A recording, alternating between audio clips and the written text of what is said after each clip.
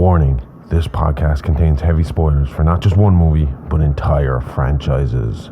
We highly recommend going and watching these movies before listening to us as a companion piece that stitches all the timelines into one creepy, crime-ridden story. There will be no more spoiler warnings. We do not break character. After this, there is no turning back. You've been warned. Hit the music. You are talking about the nonsensical ravings of a lunatic mind. It's alive! It's alive! It's alive! It's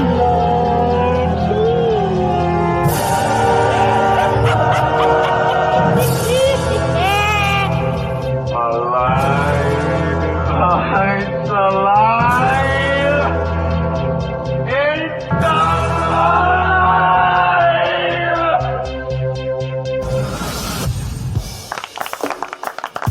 Hello and welcome to It's Alive podcast. It's a true crime, paranormal, interstellar podcast covering unbelievable stories that sound like they're ripped straight from the pages of Hollywood script. I am your host, the outlaw, Dr. H.R. Smokenstein, THC, and with me as always is my very own Scream Queen, the perfect combination of beauty and brains, the brightest Smokenstein in the heart, expert, the guts and gore, the gorgeous, sexy Amy Rose.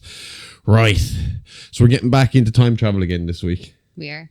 I'll explain that in a minute. I do have one thing to say, right? Because usually we leave this stuff for the Horrorverse headlines, but I didn't really get a chat. I didn't see it till after we recorded last week, and it's just bugging me. I never liked Jerry Seinfeld, and it has nothing to do with what religion Jerry Seinfeld is a part. I just wasn't a Jerry Seinfeld fan. I find it a bit kind of rude when you see him on the red carpet and he's not funny. No, he's not funny. He's just not fucking funny. I never liked Seinfeld the show. I know everybody. There's a huge pop. I mean, that's a hot take that I didn't like it, and it's strange because I love Larry David. Well, no, I understand 100% where you're coming from with Jerry. Jerry came out this week, right, and said that the people who are part of the Free Palestine movement are worse than the KKK because they use Free Palestine to cover up for the fact that they dislike Jews, whereas the KKK will just come straight out and say we don't like black people and Jews, right? But it's not a Jewish... Completely different. Yeah, I do not relate the whole Israel-Palestine conflict to Jews at all. At all. I couldn't give a shit what religion you are. Like, how are they this brainwashed, right? Because it's like turning around and saying, well, if you dislike the Nazis, you hate Germans. No, we have a lot of German friends. Yeah, but that's what I'm saying. That's what it's like fucking saying. It's so fucking brainwashed. It's so fucking backward. I have no problem. I would even go so far as to say from now on, when we say Free Palestine, I will say Free Palestine, love the Jews, fuck the Zionists. Pretty much whatever. I mean, I just don't relate it to Jewish people at all. It's like saying that because the Nazis were Christians, by disliking the Nazis, you hate all Christians. Mm-hmm. But it has nothing to do with Christianity. It has to do with the brutality that they fucking put forward, right? Mm-hmm. And this is the kind of same thing. Nothing to do with Jewish people. Maybe in America it's different. Maybe in America racists are using the Free Palestine fucking movement the same way they use the fucking whole pagan religion as a fucking way of being racist over there, but over here it's a very fucking people, it's different. I mean, like, if it was the other way around and the Palestinians were basically committing genocide in Israel, well, then it would be fuck Palestine. What the fuck are they doing? And it's nothing got to do with their religion. It's the fact that as Irish people, I think that we do have that kind of empathy. And we're almost like a controlled substance here. Yeah. Because I've never met a Jewish person in my life. I have. There isn't that many of them in Ireland. No, so I've never actually knowingly met a Jewish person. Yeah. But I can tell you that when I see them in certain scenarios, one of my favorite wrestlers at the moment is MJF, a Jewish man who married his Palestinian girlfriend last week. We just spoke there. Larry David, one of my favorite fucking comedians. He's hilarious. But I think the operative word there that you used is knowingly. When I meet someone, I don't. My first word. I never ask their religion. I don't ask them what their sexual orientation is. I don't care what all these things are to you, as long as you're a good person and you're a respectful person. I couldn't give a shit who you worship. You could worship a fucking sheep up in the sky. And just because I don't think it's necessary, I don't ask them either, do you kill children? Because if they answered yes to that one, I'd say, you're a fucking prick, piss off. I remember when I was about 19 or 20, I was introduced to one girl in Limerick, actually. And she was like, hi, my name is whatever. I'm a lesbian. And I just thought, It was just so. It was okay, cool. It's just it doesn't make a difference. I don't care. If you want to tell me and be proud of it, great. But I mean, I don't care what your orientation is at all. I've had 2 friends in the past tell me that they're gay, right? And one in particular, one was very confident about it. Just hadn't seen him in a while, and we all knew he was gay in secondary school, but he just wasn't coming out. And then when I met him in a gay bar, we had stumbled into a gay bar and we were hanging out there. In Cork? Fun. Yeah, it's fun in there. Yeah, Cork and he came and was like, what are you doing here? I was like, well, we were upstairs at the rock bar and people said it was more fun down here, so we came down here. And he was like, surprise. I was like, no, buddy, no surprise. It was like, no big deal, but no surprise. Obviously, no big deal. We're hanging out in the gay bar. But another friend I worked with told me, and my attitude was just like, dude, I had already heard this. I knew this, and Wrestling, it's no difference to me. I mean, why should it bother me where you put your penis? You know? Yeah. And it's the same here. I don't give a shit what God you pray to. Doesn't make any aspect. I know I rag on the Christians a little bit every now and again, but that's just because of the hypocrisy of what they say and what they do. Yeah.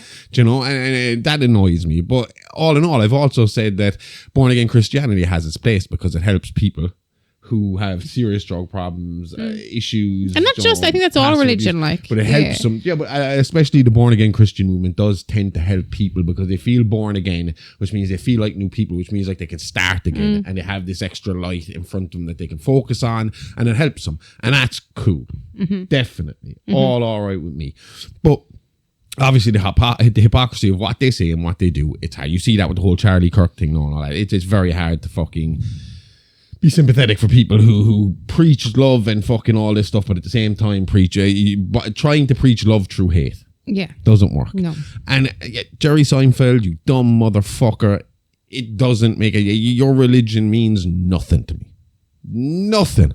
Not a thing. I don't think about it. I don't categorize people by their religious belief. I do categorize people by their actions and by their words and what they say and what they do and how they act and killing thousands.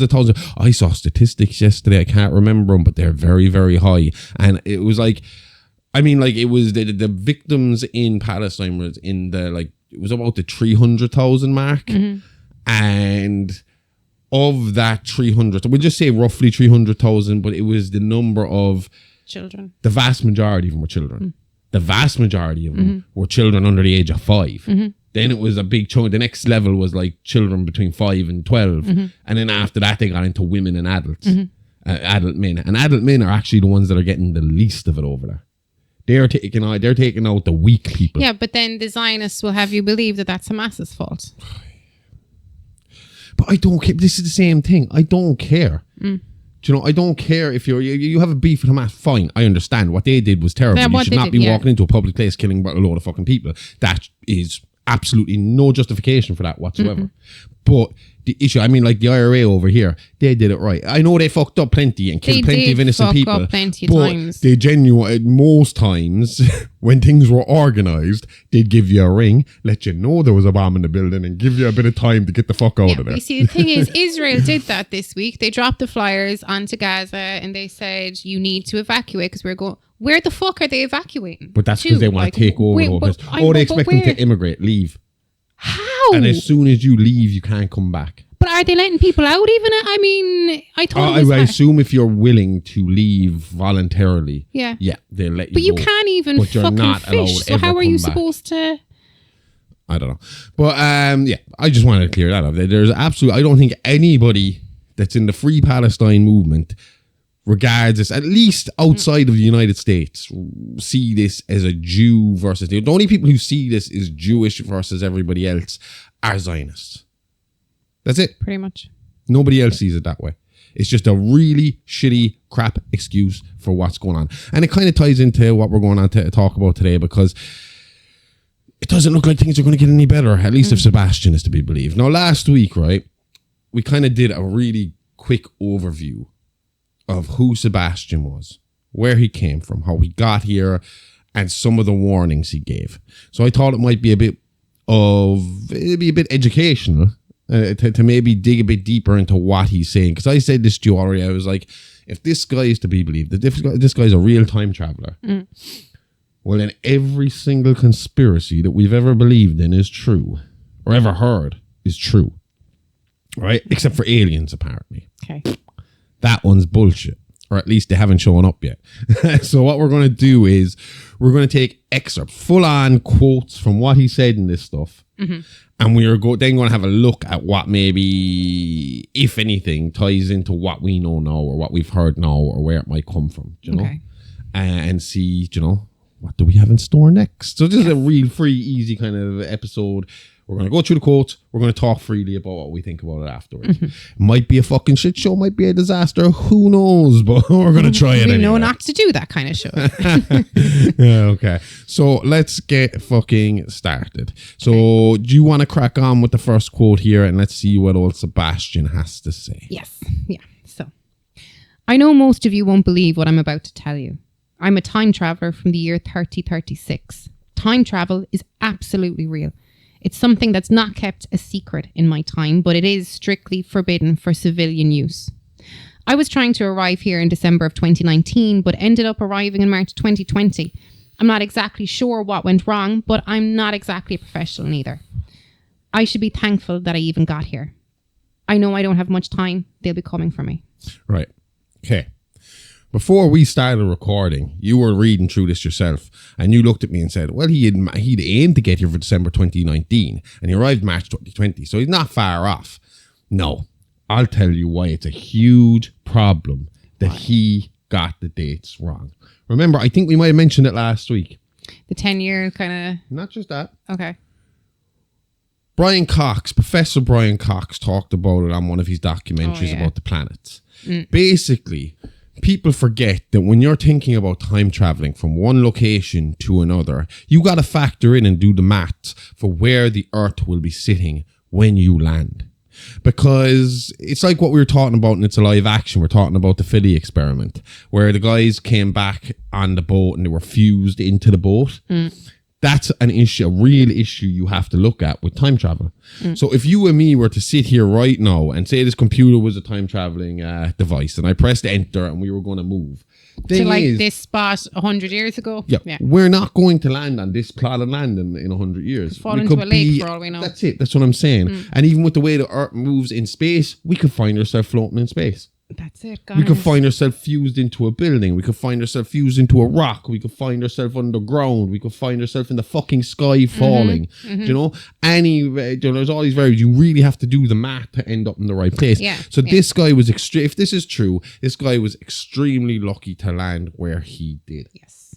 To come out unscathed when he got the calculations so fucking badly wrong. Because to you, it's like, well, he only missed out 3 months from where he wanted to be. But really, that 3 months could have been the difference between landing where he had planned to land and suddenly finding himself in the middle of the Atlantic Ocean going, I can't breathe, and die. Yes. Do you know? So that's why that's important. And that's a big fucking point. And it's something people do not take into account. No. Do you know?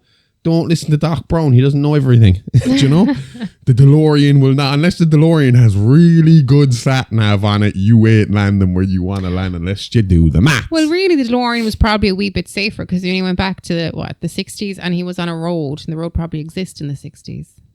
Well, again, I would assume he did the maths for that. Oh, well, yeah, that's the point, isn't it? When he's like parked up, well, you know, when when Marty drives, it definitely the Texan one, the third one. Remember, he's driving towards the painting of like the kind of Western painting. And then when he breaks through, he has all the Indians running at him or Native Americans running at him and all that kind of stuff. So obviously the doc had done some sort of calculation to know, right, if we take off here, we're going to land in the middle of the desert, just close enough to this town. Exactly. That's the safest way to do it. Yeah. Well, yeah, that's a huge point here when you're doing time, because that's what we're going to be talking about stuff as well. I want to kind of break down stuff he says into why it might be a big deal, why this might make a difference, why it's something you need to fucking put into your head when you're doing stuff like this. But we will be jumping all over the place here because he jumps all over the place as well, because this part comes from, the source for this is actually the second part of the documentary. The first part of the documentary, Sebastian goes missing at the end, and we're led to kind of believe by the documentary maker Jack Helms that he was probably knocked off, bumped off, gotten rid of by the government.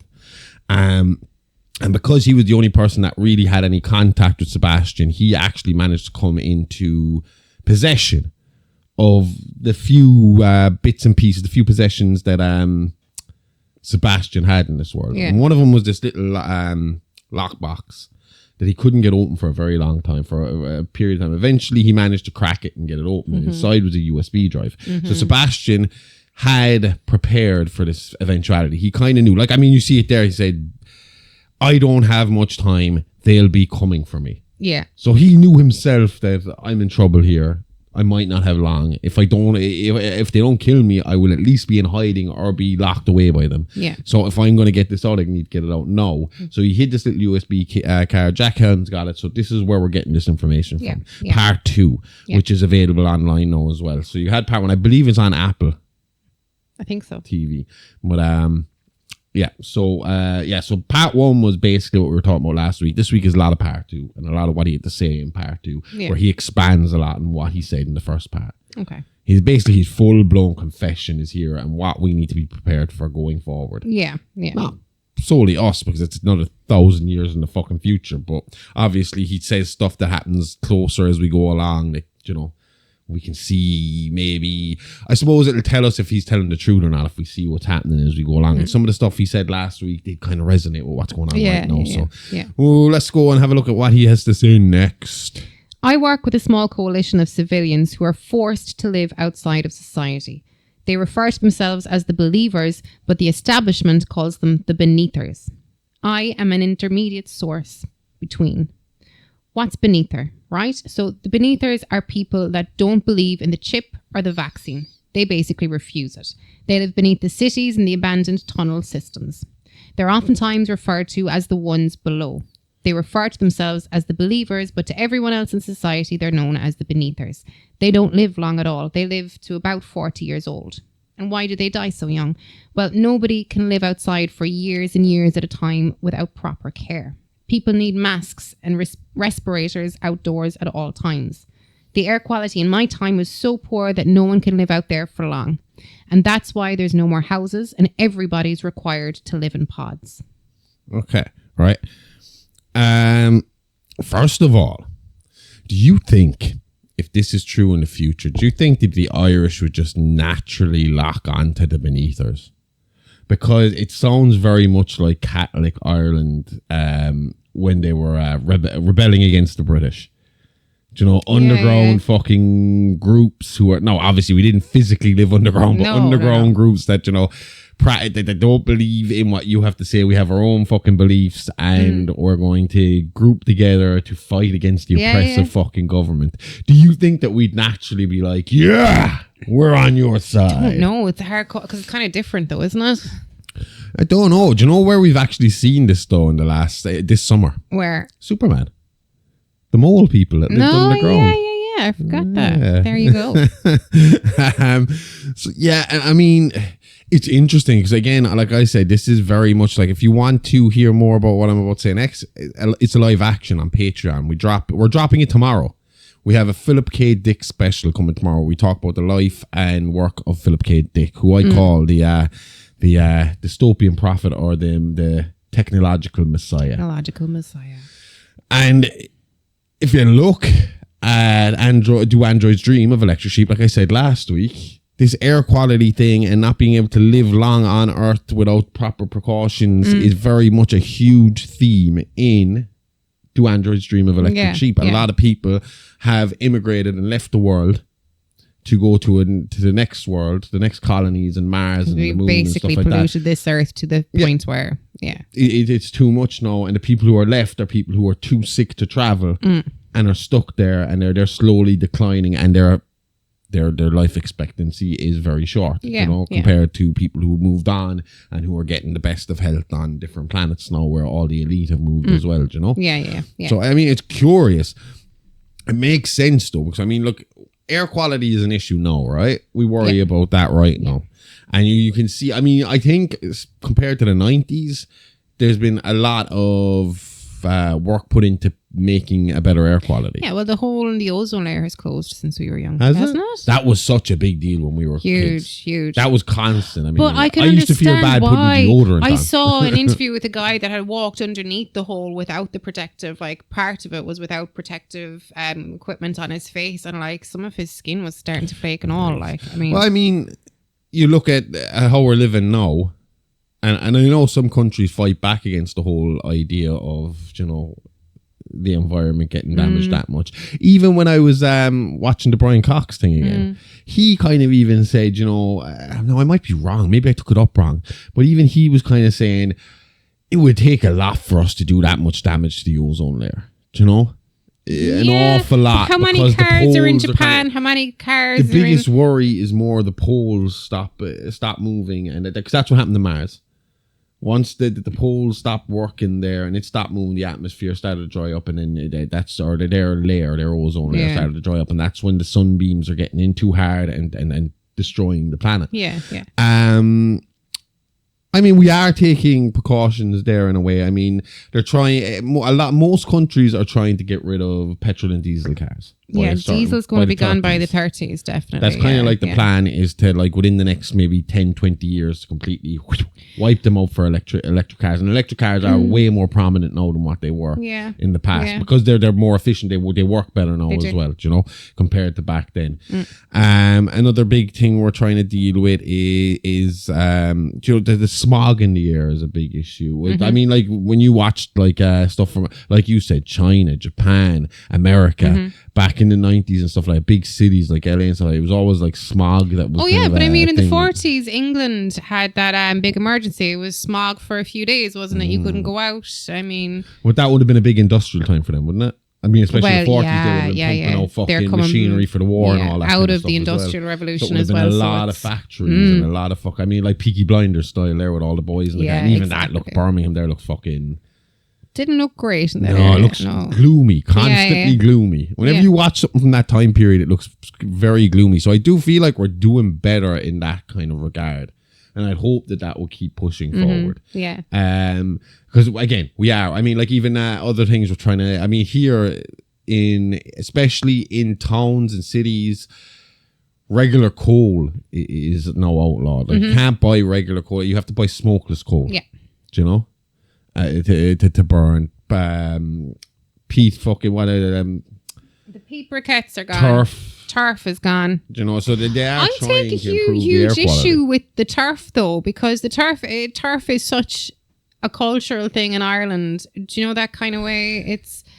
But also human sacrifice was a cultural thing to a certain division as well, and eventually that's not that what has I'm to saying. go. It's completely different. It's completely different. I think that there are still sections of Ireland that would have relied on turf, and are you putting kind of older people under a bit of hardship then? Because I can think of like areas up the mountains that way. Like, you know yourself that I mean, like the general rule here at the moment is if it's your turf on your land, you're allowed to take it. You're allowed to fucking. I thought that was it and take it home. Always the rule. There's just no more selling it. Okay. There's no more sale of it. Okay. So, I mean, older people in rural areas who've been relying on it most probably have relations in farming or friends in farming who are going to give them a few bags, or sell it on the side slide. Like, you just can't market it or go out, selling it to shops and stuff like that. Yeah. Or, like... One of the most common things in Ireland, right after like all the turf has been dried up and stuff, about this time of year. You go and you turn the turf and you go but days out in the bog. Driving around the countryside, you will see huge trailers packed with turf. A few sods in the ground and a big sign next to it is like turf for sale, ring such and such a number, That's because the heat is different off it. It is good heat. Like I love the smell of a turf fire as well. It's a very kind of like homely, cozy smell. We used it for a little while here because my best bud had a shed full of it. Get us all arrested. Why don't you? Well, this was before the ban, and he gave it to me. He didn't sell it to me. That's so it was he had a shed full of turf, but he took out his fireplace and put in an electric fire. So he didn't have any use for it anymore. So he was giving it to me. The only reason I couldn't use it as a child, or my parents couldn't use it as a child. We used it when I was very young as a child, but I had bad asthma. Smoky fire. Yeah. I had bad asthma, and it used to affect that. And same with my dad. So we couldn't use it because it would affect the shit out of us. Like my mom used to be fucking hoovering all over the place to keep dust out of the house. Yeah. We weren't allowed to have pets in the house and none of that kind of crack. Thankfully, I've grown out of that. Thank God. But it was a big deal. Like, so they're living in. He says in the future they're living in pods, and this is the reason for this is to keep it like airtight, so you can kind of filter clean air in and out of the pod. I don't like the idea of living in a pod. It sounds like living in a snow globe or something. Yeah, like a glass house. Do you know? I know it's a very futuristic sounding thing, and if you were to ask me what things are going to look like in the future, yeah, I could picture and that. Domes.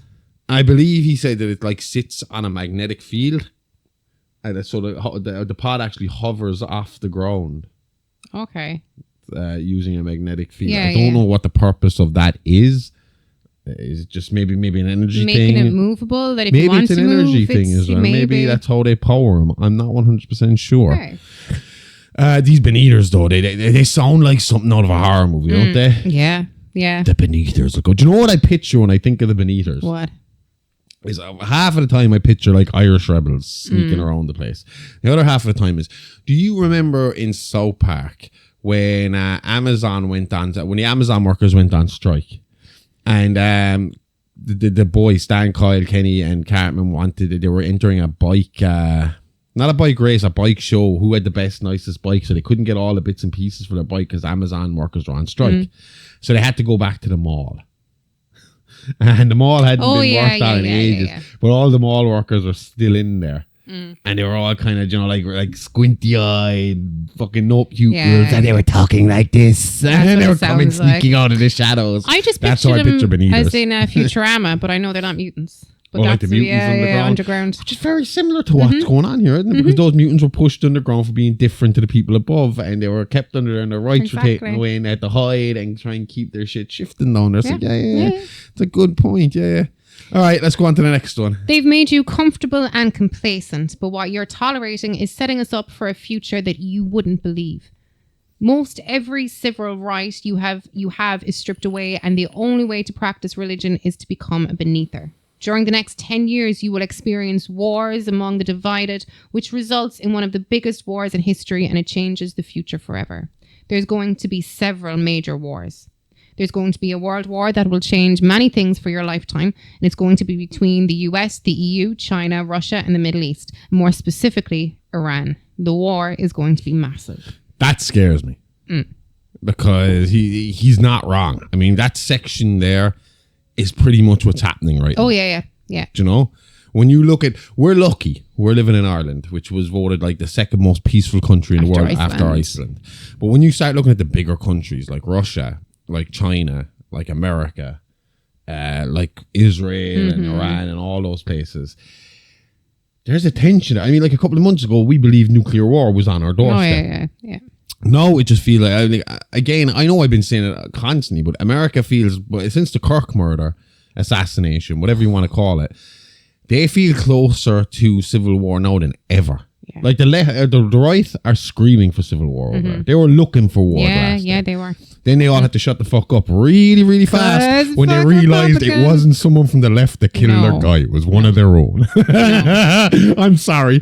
I just find that really funny. I mean, I am not laughing at him dying, but I just think it's hilarious that all of them, I mean, the video you showed me of that blonde girl screaming at the phone. Oh my God. You killed him. You killed him. And I was like, nope. He grew up in a Republican household with a cop for a dad. Yeah. And they had guns and they believed in the MAGA shit, and this is the result. Before this even came out, that little kind of address that Trump gave, and he said, that it's the horrible, it's the rhetoric from the radical left, like, and he had no confirmation of it yet, and it's not. It's one of your fucking own, like. He was asked last week, well, when this comes out, it'll be last week, how he planned to try and bridge the gap between the left and right, how he wanted to fix the divide. And his words on Fox News, and it's all over social media, was, I couldn't care less about fixing the divide. Yeah. They're fuck, it's all right or it's nothing. So yeah, but I mean, that's what's scary here. I mean, we are closest, and these countries are the ones that are involved. US, EU. I know there's constantly rumblings about China. I don't know a whole lot about China or what goes on there, to be honest. Yeah. The EU, it's more of a sense of, I suppose, more England are the outcasts here, where they're still praising the Zionists. And then the rest of Europe are like, we're not doing Eurovision, is what the rest of Europe is like. I like that, but it feels like we need to do more. We're holding back in the sense of, it's like, guys, we need everybody to fucking get their shit together here and do something. When you have Russia, US, Middle East, everything is just tense at the moment. So I can see this kind of idea of, I mean, we've had a lot of, there's already been a few little wars, but I can see this idea of there's going to be a bunch of little wars for the next 10 years, and then suddenly it is going to just go kaboof, and everyone's going to go for each other. I mean, is that not how the world wars started? Bunch of little countries are picking on each other, and then one country turns to the other and says, you know, let's a friend of my enemy is my friend, so we're going to team up and we're going to go after them. Because let's face it, Japanese and German sound like a weird mix. But enemy of my enemy is my friend. So let's have, I mean, I was talking to you yesterday, and I was like, we were talking about country neutrality. And we went to Ireland's neutrality. I was on Wikipedia, and it was going through all the countries who were neutral countries. And we obviously had a big passage on our neutrality.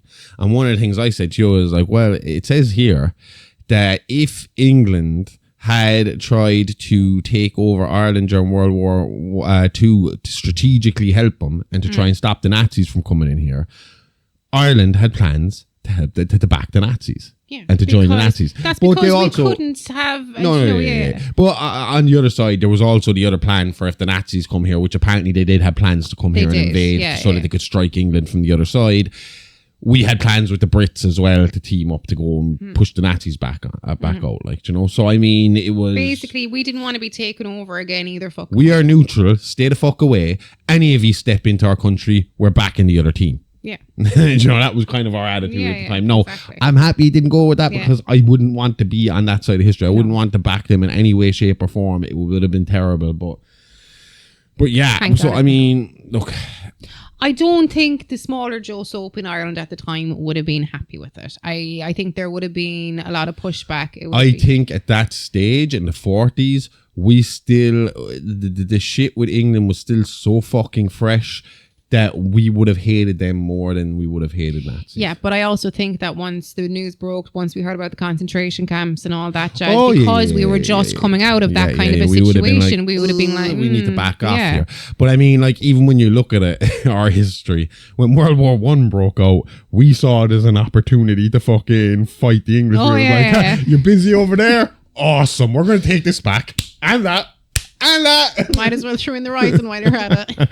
Do you know? So I mean, it's not like we don't have a history of taking advantage of people when they're busy, when they have their backs turned. Oh well, you came here first. We're just, you know, getting our country back while you're not looking. Exactly. We're a small country. We had to do it. The United States, as you know it today, no longer exists. There's no more governments, no more countries. Every country is under now what's called a corporation. The whole world is basically under 3 major corporations. We are under what's called the Rothschild Corp. The merger of these 3 corporations changed it all. A company named Gavi, which is Bill Gates' corporation, Amazon, which you have today, which they merge and become Gavazon. Gaviscon. And then you've got the Rothschilds Group. Those are the 3 major corporations. So what used to be the bigger nations like the United States, Russia, China, they all fell under one corporation, the Rothschilds Corp. This is scary as well, because at the moment in the United States, you can see that it is really the billionaire class that's controlling everything. Mm-hmm. Only just over a week ago, there was a dinner where it was Trump, it was Bill Gates, it was Zuckerberg, it was all the elite fucking tech giants. Yeah. Were there laughing and joking with him and licking his fucking arse and trying to fucking win him over. So, I mean, this idea isn't fucking... And I mean, Musk himself has put this idea forward a few times, I believe. That it's not going to be countries where it's like, anymore. you know, leave us take control, we'll fucking make everything better for you, you know? We'll send out AI to do all the hard work, you know, robots and AI to do all the hard work. You can sit back and pick up a universal paycheck every fucking week. He actually came out recently. I read a thing where he was saying that, like, in that world, he's not calling it like this guy's calling it. He's like, we're all going to be oppressed and fucked. He was more like, it'll be a utopia. Everyone will live in big houses. Everyone will have swimming pools. Everyone will have the best of everything. Everyone will have like communism, but money. Everybody's got a lot. Everyone will be making like 10 grand a fucking month. It's like, yeah, but then the money will be worthless anyway. If everybody's got 10 grand, 10 grand ain't worth shit. Do you know? That's what inflation is, you dumb fuck. You know? Yeah. Suddenly your bar of chocolate will be like €100. You know? It's like, that's how that works. So, I mean, it just amazes me how dumb these fuckers are and how they've managed to build such a legacy and such a name. They use their intelligence to get fucking smart, to get powerful, and then suddenly lose all of it. It's like the more money you make, the dumber you get. Yeah, like when he was there with the forks. And see, this is where I fall off a little bit with this, is the Rothschilds Corp, because I feel like that's an old school conspiracy as well. Like we were talking about this in the last episode, where the Rothschilds were like this kind of boogeyman in the fucking early 2000s. Like when you talked about the Rothschilds, it was like Mr. Burns and his family. You know, and they're going to live forever. But these fuckers are dying just like everybody else is in their 80s and 90s. Yep. Despite how many hearts they're getting, how many transplants they're getting and all this shit. And you don't hear much about them anymore. But again, conspiracy theorists say you don't hear much about them because they don't want you to hear much about them. They're shadow fucking workers. That's what the real New World Order is. That's what the real Illuminati is. It's not celebrities. It's not the ones that are in your face. It's the ones behind them who are controlling them, who are their fucking overlords, you know? They don't want to be in your face. They don't want their shadow master. They'll work in the shadows, and they will pull the puppet strings and get what they want done. So I don't know with that one, but I would say, again, seeing the billionaire class and how they're taking over. I mean, we were even talking as well yesterday about like ticket prices to things. And I've mentioned as well about like, you know, even small things like going out drinking and stuff. In this country especially, the pricing of stuff that was culturally seen as a working man's kind of outlet are slowly becoming elite things. I mean, professional wrestling. Going for your pints every day after work now, like, which was kind of like a gathering. It was a very common thing, you know. It'll break you. 2 pints a day, you're spending what, nearly 70 quid on you if you wanted 2 pints after work. Do you know? 70 quid for 2 pints. What no, bar are I you said drinking? A week. Oh, okay. I'm saying if you like, had 2 pints every day during that week, do you know? Amy's going in for 2 pints. It's like, top shelf, please. I've had a stressful day at work. Why? It's $1,000 a shot, lady. That's no fine. problem. My husband will pay for it. But even like I'm one of the biggest working class forms of entertainment, to the point where most people saw it as lowbrow entertainment, was professional wrestling historically. Now, Raw or SmackDown came here for the first time to film an actual episode of SmackDown for the first time ever this summer. I looked up prices for that. And I text my buddy who was planning to go with me, and I said, there ain't no fucking way I'm paying like $800 for a ticket to fucking SmackDown. Not happening. No. And I looked up lately, or this week again, how things are going. And like, if you want to go to any major sporting event now, especially in America, or especially in America, you're talking like 1,000. Yeah. In and around 1,000 for any big event. If you want to go to the likes of WrestleMania, you're talking thousands. You want to go to a UFC fight, you're talking a couple of grand. You want to go to like an NFL a big NFL match, or or maybe semi-finals onwards in any sport, thousands. Yeah. So the only people who are going to be at these kind of events are people who are elite, people with big bucks, big jobs, power people, you know? Yeah. Eventually it's going to be nothing but people in suits sitting in fucking shitty little fucking, what are the ones with the little crocodile logo, and the guy with the Lacoste. fucking, and all this kind of shit. It's going to be preppy little fucking, the guys you hate. And do you know those college movies where you have the nerds and then you have the assholes in the other house? Those assholes are going to get to do all the fun stuff while we have to sit back and just watch it on TV and be happy with it, because it's just not feasible. It's not. Thankfully, you have bands and musicians who are kind of like, well, I ain't charging. I mean, like, we'll say Bob Dylan, right? Before we get to Bob Dylan was coming to our local. And I was thinking about going with my mom. Yeah. And I mean, no, we are in the southern part of Ireland. We're well away from the capital. Now, in the grand scheme of things, other countries, it's not well away. We're like 4-hour drive away from the capital. The capital gets the majority of these things, and it costs hundreds to go to these things. But Bob Dylan is coming to Killarney in Kerry. And he's charged, what was the price? 200 quid. Per ticket.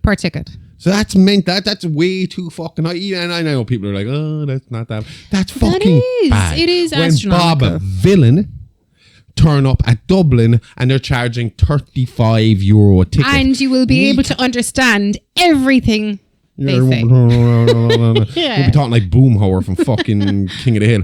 And then, just to put it into context, you're talking about 200 quid to see Bob Dylan in Killarney. Kneecap are coming to Killarney in December. It's 65 quid a ticket. Unreal. And I mean, when I was growing up, 60 was about your eye. It was about the price of a big concert. When I went to see Metallica, Slipknot, and unfortunately the Lost Prophets were opening for them, that ticket cost me 50 to 60 quid. Yeah. Well, granted, that was maybe 20 years ago, but still, you know, it's fucking mental. But yeah, this corporations thing, that does worry me with the way things are going. I'd be more, well, I mean, yeah, there's a supposed billionaire in power over there right now, and you can see how bad that's fucking going. How terrible that's going. So, I mean, yeah, I would be afraid that this is something that is coming in our fucking future. Do you know? Yeah. That these powerful fucking billionaires are slowly going to take more and more power until they are the ones in charge, and there's no getting the power back off them. Democracy falls, and then we fall into this fucking crazy fucking what is it again when one got dictatorship, you know? You don't need that. But again, if you're watching Alien Earth, it's very fucking reminiscent to what you're seeing there as a future. Yeah, definitely. Yutani, fucking Wayland. What's the kid fucking Cavalier, all this kind of shit. I hate that name. Anyway, let's move on. What's next? You will also be introduced to aliens during this time. Oh, my fuck up. I thought there was no aliens. I thought there was no aliens. There are also several false projections made that create a great disturbance within the public community. People won't know what the truth is, but you will absolutely have a real occurrence with another being, another species outside of Earth. Ancient civilizations spoke about them, and it's been hidden from you for a very long time. Right. This again isn't that far away from us. Do you know how we're all talking about this this one coming out now? What are they calling it? It's Atlantis what? Or Atlas? It's coming in November. Atlas. Oh, I can't remember the name of it. Atlas, just known as Atlas. It's 3i/Atlas. 31 Atlas, right? So they're talking about this thing coming at us, right? Literally, a few weeks before that was public knowledge. Some insiders involved with trying to get disclosure out there put out a statement on social media. I can't remember the guy's name, but he put out a statement on social media. He said, beware. In the very near future, they're going to tell you that there is an alien object on its way to Earth. It is a false flag. It is to put you off. It is to distract you. This is not real. They are going to fucking have a fake invasion coming for us. Okay. Literally a few weeks later, there is some alien probe on it. There's possibly an alien probe on its way towards us. Now, in the last week or so, there's been talk that it has developed a tail. That's comet. So they are starting to think it is most likely a comet, unless it really wants to keep itself fucking camouflaged, and that tail is put there intentionally. It's supposed to be visible to us in November, isn't it? When it'll be kind of at its closest point to the sun. It should be near the moon, but what the thing is, it won't really be visible to us because that's what they're saying. The way it's moving, it'll intentionally move around the back of the moon so that we can't see it and it's hidden. And use the moon as comet can't move thing. intentionally. No, if it doesn't stop here, its destination is the sun. So I wouldn't worry too much about it. If it passes by, especially, we're fine. Yeah. But this is the thing, like these false flags are another big thing. Because that's another thing I heard this week was, and if you look at what's been happening over the last few months. That Kirk was a false flag? That because he's constantly trying to Trump is constantly trying to push the narrative away from the Epstein files, and to try and move it further and further away from the Epstein files. He keeps bringing up other things, you know, like fucking what's going on in Israel, what's going on in Russia. You know, even him going missing for that fucking couple of days where he didn't do anything and everyone was talking about him being dead was a way of putting you talking about something else that wasn't Epstein. So Kirk himself, there's video of it there, called for the Epstein files to be made public only about a week or two ago. Go away. Yeah. I didn't know that. Now he's dead. And now nobody's talking about the Epstein files. They're talking about Charlie Kirk and the assassination and what's going to happen next. Plus, if he really wants to stay on as president and doesn't want voting anymore, wants to become a dictator, this is a good way. Start a fucking civil war. Let the fucking let the right take complete control of everything. No, I'm president until I die. You see, I don't think it's a good thing, but if I was Trump and I wanted to do that, I'd start a war with another country. So I wouldn't have my own country warring, but I still can't be voted out during wartime. You can't have an election during wartime. Yes, you can. We looked this up before. There was an election during World War II. I thought that you had to... You have the option to fucking call for it, as far as I know. I think if you're like deep in it, or did Roosevelt not die during World War II, though? Occupation or something like that. I'm pretty sure he died, no? No, I'm pretty sure he was involved with it from a far I am almost certain. Oh, sorry. He died April 12th, 1945. So he died before the end of World War II. So they'd have had to... Wait, what year did World War II end? 1945, 1939 to 1945. It ended 11th November 1945, I'm pretty sure. I think actually what might have happened is they had an election before US got involved. Sorry. Yeah, he was president from 1933 to 1941. And then his third presidential term was 1941 to 1945. So they kept him in during wartime. But see, isn't it easier just to have your lot fight against each other so you can get rid of all the people who are opposing you? Because like I said to you last night, I was like, it's fine to say if there's a civil war that it's like half the country versus half the country. But half the country, the half that voted for him and the half that are on his side have the backing of, again, all the billionaire elites and all the military backing from Trump. So they have, it's not just like the left have to fight the military or just the right. They have to fight half their country plus the might of their army, which is one of the best armies in the fucking world. Yeah. Do you know? Yeah. There's a reason why they don't get fucked with often. There's a reason why they go in and deal with most issues or running down as soon as you hear they're involved in a fucking fight. It's like, you're in trouble now. Yeah, it's because they have poured money into their fucking their army, into their military. Yeah. You know? Yeah. But yeah, and that's the problem then as well with social media and the internet and all this stuff. It causes great confusion. People don't know. I mean, look, how often do I talk to you? It's like, I saw this online, but I'm not 100% sure if it's true or not. I don't know because it has to come from a solid news source for you to be like, and not just one with a blue tick. You have to be discerning about your news sources. You can pay for a fucking blue tick. Yeah, exactly. But so, I mean, like, that is a fear I have as well, is you don't know what you're screaming for. And it's like at the start of the show when I was talking about like these people coming out saying, oh, if you hate the Israelis, you hate Jewish people. And it's like, no, well, who's brainwashing you? Well, that's the answer. I mean, whereas you and me, when we open up Instagram, we're bombarded with fucking clickbait and bullshit. Not even just clickbait, but because we're so fucking invested, involved with what's going on. A lot of the videos I get are what's going on in Palestine. So you'd have to assume that before they were fully aware of, or before they could be made fully aware of what's going on in Palestine, they were already following Zionist shit. So they are being fed the Zionist agenda of what's going on over there. So to them, it's like, well, they're just fucking... It's the same way we feel about Palestine, they feel about the Israelis. Yeah. In the terms of, well, you're just getting it wrong. You just don't understand. You're brainwashed. You don't know. You think you know what's going on over there, but really this isn't. It's just the people who hate Jewish people are pushing this on you to make you believe that the Israelis are bad, when really this is all known to the Palestinians and their fuck like up. You said earlier, if you look at the figures, like if you look at the statistics, if you kill fucking one child, you're wrong. Yeah. End of. Let alone a fucking 6-year-old. That was the other thing about Charlie Kirk. Like I said to you yesterday, 355 bullets. Do you know? And that's a 6-year-old Palestinian girl. So, I mean, I think the whole false flag social media confusion is already begun. I think that's an issue that we already have to deal with. I think that's something that, and unfortunately, a good shot of the world isn't as intelligent as we would like it to be. No. And they fall for a lot of fucking shit. I'm glad that I kind of have a tendency to go, that sounds bad, but I better look this up to make sure. Just in case. Before I say something stupid or do something stupid. Yeah. So I don't know. I just wish more people were a little bit more considerate in that sense. And instead of getting enraged and angry instantly, took some time to do a little research and see if what they're getting pissed about is worth getting pissed about. Form an educated opinion, basically. Don't just trust anybody online. I mean, I don't expect you to listen to us here and trust every word we say. I don't know most. I'm just going off of the little bit of research I did and what I fucking believe in myself. And I'd say that multiple times, this is my belief system. And maybe I get something wrong, but I would prefer to know if I got something wrong and to learn from it. In fact, I did a little experiment during the week. I went onto my ChatGPT. Okay. And I asked it where Trump ranked in the history of presidents, or how did it feel about Donald Trump? Okay.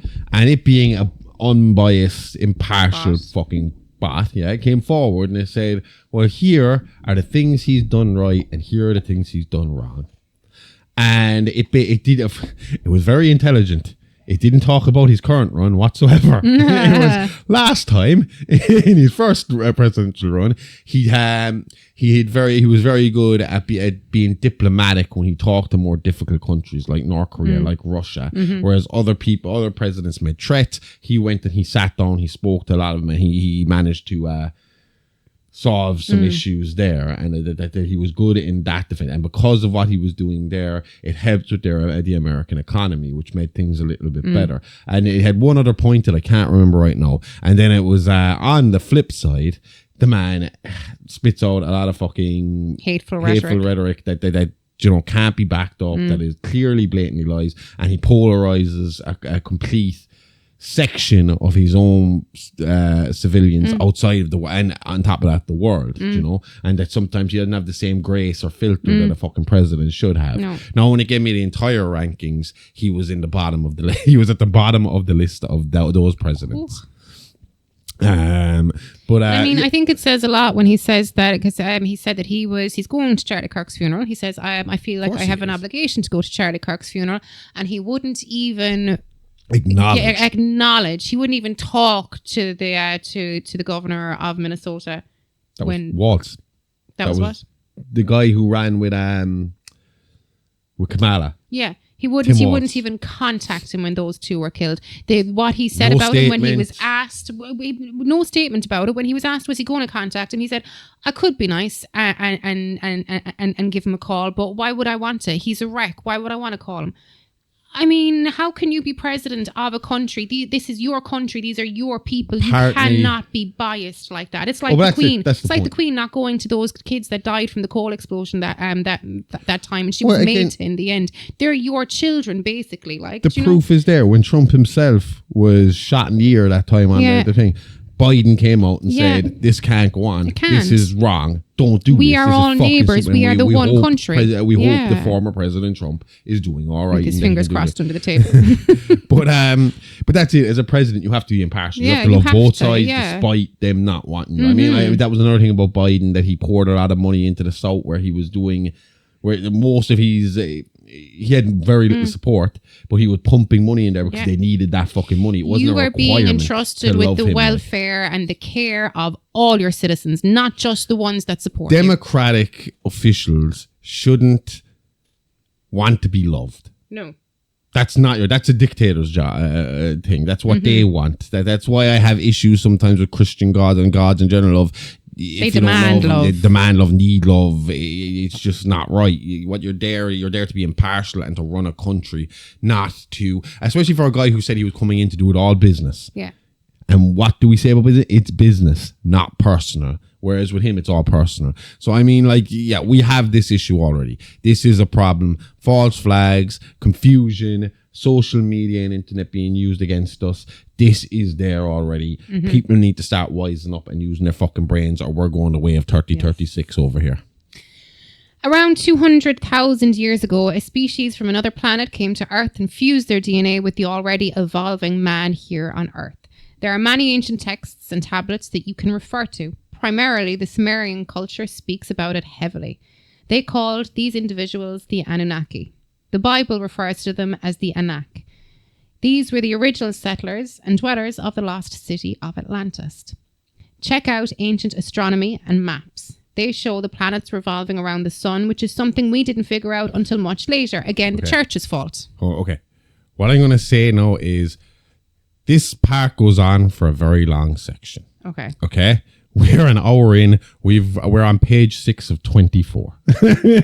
I think the ancient alien theory can be, everybody knows the ancient alien theory. I myself am not a believer in the ancient alien. While I believe in aliens, I don't believe the ancient alien theory, because I think a lot of it has been disproven when it comes to the pyramids and stuff like that. I don't know much about Sumerian culture apart from I see in horrors. But I don't myself believe in it. I believe that aliens are out there. I believe that if they did come here at some stage, they probably landed, said, oh, it's not that developed, maybe took a few pan samples and fucked off again. It's an interesting concept. It is an interesting concept. It's fun. It's fun to talk to. It's fun to look at the theories. But to me, it's also fun to kind of disprove those theories and be like, you can't really believe 100% of it. Like, it would help, again, like we said in the last section about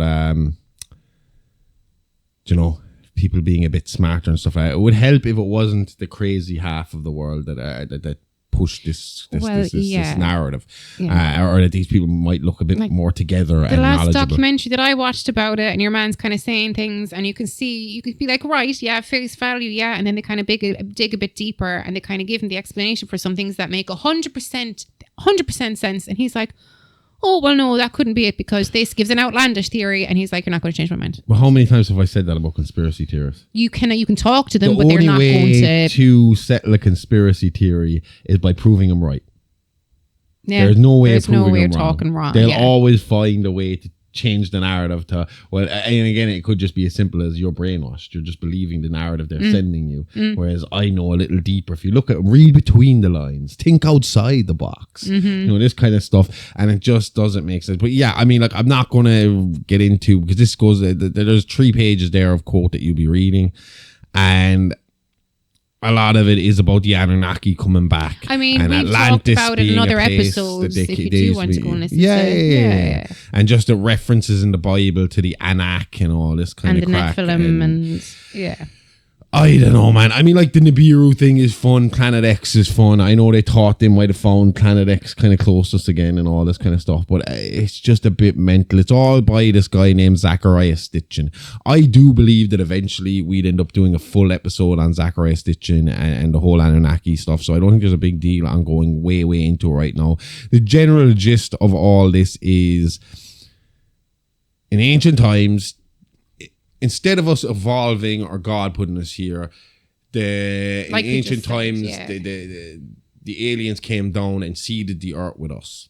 And we're not even, I mean, like, it's pre-proper human, like 200,000 years ago. So they put us here, and then they gave us tools and education over a certain period of time to help us go along. What I would say again, though, is why then at some point did they just say, right, they're grand, fuck off, and never come back? What did we do to piss them off that bad? Yeah. It just doesn't really make much sense to me. But yeah, I mean, that's a big part of what this guy's saying, that if you really look into the ancient alien theory, and this is where I start to lose him a little bit, because he's spouting off literally every conspiracy theory that we've ever heard in our life. And this one is a big one. I mean, and it goes on again, so we're probably not even going to look at this already, because again, we're already over an hour.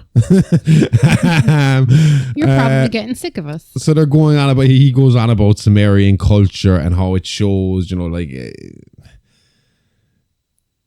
it just proves that they were fucking there, but I don't really buy all that. And then he talks a bit more about what we talked about last week. We already discussed this part about the animals dying, or the exotic animals dying off, and zoos consisting of dogs, cats, rabbits, squirrels, entertainment being taken away. He says that we don't celebrate holidays anymore. Talked about as well. Huh? That's just something that, like you said last week, that Philip K. Dick talked about as well. Yeah. That's again in Do Androids Dream of Electric Sheep, that animals become more scarce because the world can't hold them anymore. It's like when we used to rent pineapples. But like I said to my son during the week when he bitched and moaned about spiders, if that was the truth, that would fuck up the whole fucking ecosystem so badly that we wouldn't survive. But they say that if we didn't have spiders, we're not going to survive, because we would be absolutely overrun with insects. If the bees died out, it was going to have such a knock-on effect that it's wrong. I mean, in a lot of these things, there's natural selection, and then there's just like us damaging animals and stuff like that. So I don't think that we would let that happen. We generally step up when something becomes endangered and protect that species to try and fucking bring them back. I mean, like, it's something that we're teaching the kids. The last time I was up with my parents and there was a bumblebee dying, we brought out we found it on the ground, and we brought out with the kids with the spoon, with the sugar and the water, because you want to try and instill that in your kids as well, that we need these things to survive. So he talks about, like, no holidays, no entertainment, no movies, no music, no sport. I feel like there'd be too much of an uprising. I don't think there's any particular government that could hold back a nation that's that bored and that's that downtrodden. No. Do you know, if we have nothing else to do, I think even in the future, I feel like they would want us staring at TV. They would want us absolutely brainwashed. I mean, they use this. We just talked about how this stuff is being used against us on the internet already. So, I mean, naturally, you'd have to believe. I find this a bit fucking much that they try and take all that away, because I just think that this is the only way of keeping us quiet, keeping us downtrodden. They don't want that. Why would they want us sitting around getting educated? sitting around reading educational books. Do you think they take away documentaries? So they take away documentaries, they take away educational books, and you just no, I know it's educational purpose that books they've written. But does that not just give us more time to start a rebellion? Do you know? We're probably watched very closely. But who gives a fuck if I watch very closely? Still, this is the thing that people don't realise. And it's something you said during the week. You were like, look at France. When they decided they didn't want water charges over in fucking France. They came to a standstill. They just stopped working. And they got rid of the water charges. They stopped driving their cars on the road so people couldn't move. They just fucking stopped this country from happening. France gets shit done when they don't agree with stuff. The thing about like these elites and these politicians and all this fucking thing is, they can only make things work if we allow the fucking machine to keep moving. Like what happened in Nepal, like you said this week. If the cogs stop turning, the machine stops working. That simple. And I think that people being left to their own devices without any form of entertainment, which makes them more and more unhappy and more bored and more angry, I think it would just really lead to more problems. And then the lack of holidays. They have 3 holidays, is it? Obviously no Christmas because that's religious. There's the Day of the United. That was the day the corporations merged.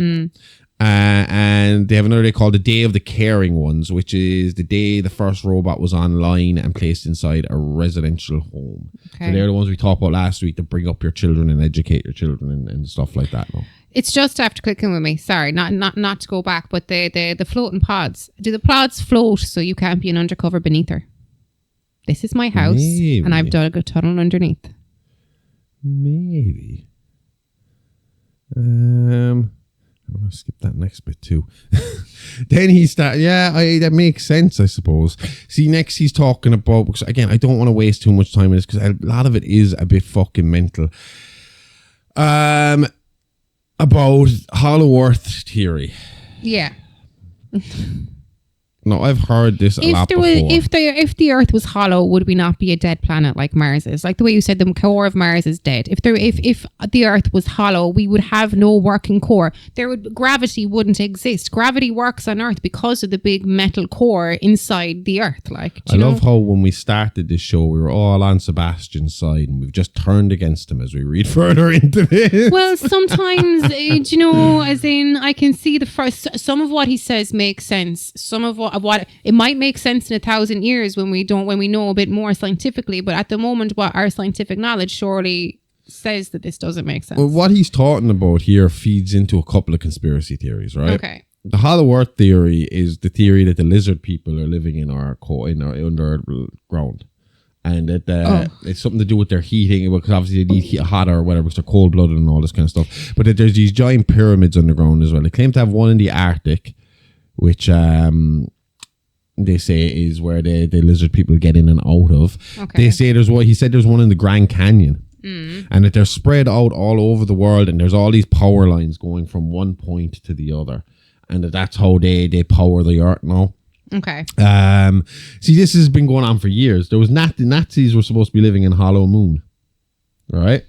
This is a conspiracy theory. Okay. Now, on the dark side of the moon, there's a Nazi base that we can't see, and that they have drilled underneath and they're working underneath there. There's supposed to be bases. Is that where Doctor Doom was from? No, I've got that completely wrong. There's also supposed to be, again, in the Arctic, there's supposed to be like, I've heard conspiracy theories again about like, that's where they bring all their space stuff now, and where they do all their alien fucking research with the lizard people up in the Arctic, and that there's entranceways and exit ways there as underground, well. Underground, like? Yeah. It's taking a long time to dig through. I know, but so this is all talk about this, about what's going on there. And he also talks then about what we're going to do here, Amy, is we're going to only kind of look at some of the more important quotes he has, because if we're going to read all his quotes, we're going to be here for another 3 hours, right? Okay. Let's kind of like have we'll summarize these quotes going forward, and then we'll just discuss, because it's the easiest thing to do here, right? On top of I think a lot of these pyramids as well, he claims, are kind of going to start coming into a view.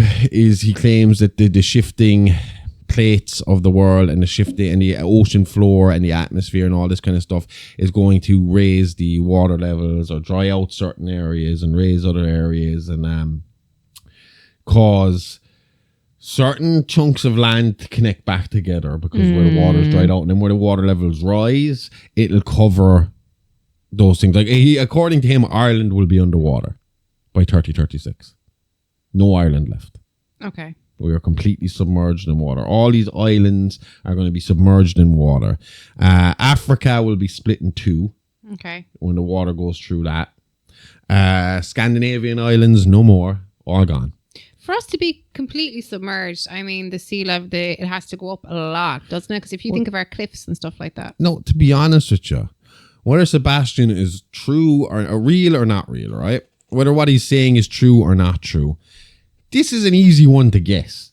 This is an easy prediction to make. This is like one of those like where you go to a palm reader or a crystal ball reader and they're just making assumptions based off of stuff that naturally does happen. Yeah. Because let's face it, this is very possible for the simple reason of it constantly happens. This is something that's been happening since the world started. We were all one fucking plot of fucking land, and then the water rose and it started to section off different parts. So yeah, the land map of the earth is constantly fucking changing. Yeah. From erosion, you know, on the coasts to water levels rising, which makes sense because you see up in the fucking polar areas where the ice caps are melting and stuff like that, which makes more water, which provides more, you know, which raises the level. So that makes perfect sense. And it is, you could justify believing that in thousands and thousands of years, more of this planet will be submerged in water.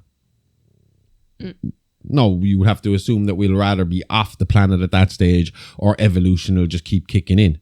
Do you know? I mean, that's the point of evolution, isn't it? Oh, we grow fins and flippers and that's what I'm completely saying. fine. Web feet, web fucking, you know, that might happen over time. I mean, more than 1,000 years, like, yeah. But the point is, that's like fucking saying the sun will rise tomorrow. Do you know, we know this already. Yeah. We know this is possible because we've seen it happen in the past. Yeah. Do you know? Yeah. We're an island because so you can't go too there. far wrong with that. We used to be connected to Scotland way, way, way back. Yeah. He uses Atlantis as a kind of reference point for this. Atlantis, they reckon, was off the coast of Ireland. So maybe that's where he's going with Ireland. Is Atlantis a real thing? Do they think it was a real thing? People that do think that it was a real thing think that it may have been off the coast of Ireland. They also think that it may have been off the coast of Iceland, but that there might be a slight discrepancy in to be Ireland, fair, Iceland. It can be off the coast of both. It could be just fucking huge and kind of go that way, or just be in diagonally between both of us. Yeah. I mean, you just look up that direction. There's Iceland. I mean, like there's like High Brazil. Do you know what that could have been? Atlantis. Yeah. High Brazil. Yeah. I don't know. I always call it High Brazil, but we could watch the movie again and see. Yes. What was the name of the movie again? It was by the Monty Python guys. Oh, Eric the Viking. There we go. Very good movie. Yes. Funny movie. So then he gets on to the chips, food shortages, create mass starvation. By 3000s, the wealthy are storing their consciousness inside computers. I love that idea. A little bit different from your average modern day computer. So what we're talking about here, right, is the idea of the mega rich and the elite using robotic or synthetic bodies. To live forever. Yeah. I'm okay. Download your subconscious, put it onto a disc, put that into the robot. Up we go, up we're running. I think I would prefer Alien Earth. Yeah. I think I prefer put me into a computer program of my choosing where I can choose what kind of world I'm going back into. But wouldn't it be better to have a bit of both? That I can come in and out. If your body needed charging, you go into your docking station, and then instead of dreaming, you could pick what you want to do in that kind of scenario for a while, where you could pick your dreams, live your dreams, and that would essentially be a form of heaven as well. So you'd be experiencing heaven while still getting to see. Have to deal with all that earth shit. Yeah, but are you really dealing with shit? Just like, I'm done with it. You know, I've had enough of the world today. I'm going to take a year out and just chill in, my version of a tropical island. I'll talk to you later, guys. Yeah. Give me a shout when, that dude over there isn't in power anymore. I like that idea. I think I would buy into that. But again, according to Sabastian, this is a mega rich elite thing. So what we would actually see realistically is the likes of a forever Donald Trump, a forever Elon Musk, a forever Putin, forever Netanyahu. You never really have a forever Josh and Amy. There'd never be Dr. Smokenstein lives Maybe again. we might get really rich. Having said that, I wouldn't want to be really rich and elite in a world like that. Yeah, no. I don't think I ever want to be elite. That's me. It's. How often have I said it to you that if I became a billionaire tomorrow morning, I'd hold a record for being the shortest living billionaire ever because you get a million. That would be my attitude. Yeah. I would want to spend, I would take enough of a chunk of it that I could, like, my attitude would be, I'd go to an accountant and I'd be like, right, how much of this money can we take away and still have enough left that the interest will build me back up to $1 billion within a year? So then I can take this money, give it to, we'll say for argument's sake, Palestine to help them out. And then in a year's time, we'll have $1 billion again and we can take that money and we can do the same thing again. And we can do the same thing again. And we can do the same thing again and again and again and again and again. So that I'm not looking to spend this money. I only want enough to keep my bills paid and for my lifestyle over here to be okay. But the rest of it, what we need to do is just keep investing it so that once it hits this certain number, we take half a billion out. We leave the other $500 million. Let that build back up in interest again or to work its way up to that money again through whatever fucking investments we have. And as soon as we hit the $1 billion point again, take that $500 million out again. Okay. Let's send it over here now. Yeah. Let's send it over here now. Let's give it here. Let's build hospitals in this place. Let's build schools in this place.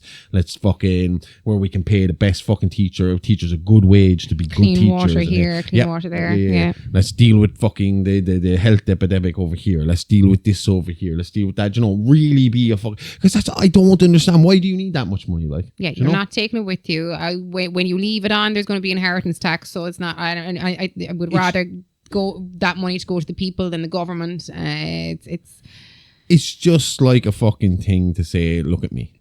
Look at all the money I have. Yeah. Look at how powerful I am. Look at what I've achieved. I am the world's 5th billionaire. Who fucking cares? Do you know? Then Sabastian goes on to talk about kind of trying to seek the truth through all the lies that are being given to you about how history is being completely rewritten every time since the beginning of time. And I mean, like, you do have that kind of thing of history is written by the winners. Do you know? Yeah. The powerful write history. So we don't know. That is the truth. We don't know over time how much of what we've been fed is truth and wrong. Because I mean, like, say Israel are successful in what they're doing.